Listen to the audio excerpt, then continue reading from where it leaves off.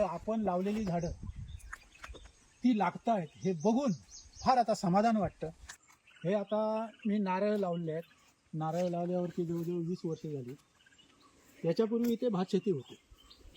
भात शेती तर त्याच्यानंतर मी एक 20 वर्ष झाली हे नारळ लावले. नारळ जवळजवळ 2023 पर्यंत ते नारळवरती काय येत नव्हते आणि ते काय लागत नव्हते. कारण ते भात शेतीची जमीन असल्यामुळे लागत नव्हते. त्याच्यानंतर मी एक डोकं चालवलं, आता काय करायचं. हे नारळ तर लावलेले आहेत आणि आता काढून काय आता ह्याच्यात भात शेती काय धड होणार नाही. मग त्या नारळांसाठी मी बाहेरून माती आणून एक साधारण पलीकडून माती आणली आणि माती आणून JCPने इथे एक साधारण कंबरभर त्याला भराव केलं. भराव केल्यानंतर 2023 भराव केलं आणि बाजूला हे संपूर्ण माती वाहून जाऊ नये म्हणून दगड लावून घेतले. ह्या पद्धतीत दगड लावून घेतले.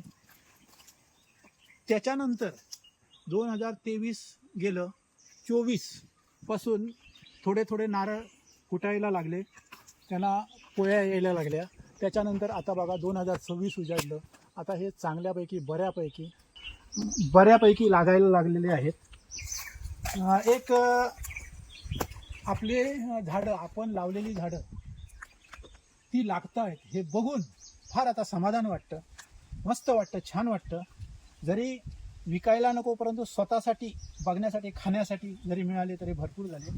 सध्या माकड वगैरे यांचा उपद्रव असल्यामुळे भरपूर ते खाऊन टाकतात. हे बघा, ह्या पद्धतीत त्यांनी माकडांनी संपूर्ण खाल्लेले आहेत. परत तरी यावर्षी नाही म्हटलं तरी 200 नारळ साधारण खाऊन टाकले आहेत, तिकडे तिकडे खाऊन टाकले.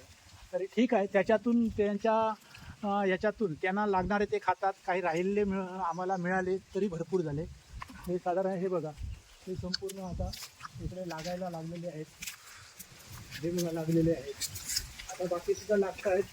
हे बघा नवीन आता यांना सुद्धा आता पेंटिंग यावर्षी नवीन असल्यामुळे काही त्यांचा बोंडा ठीक येईल नाही, पण पुढच्या वर्षी याच्यावरती नारळ दिसतील 100%.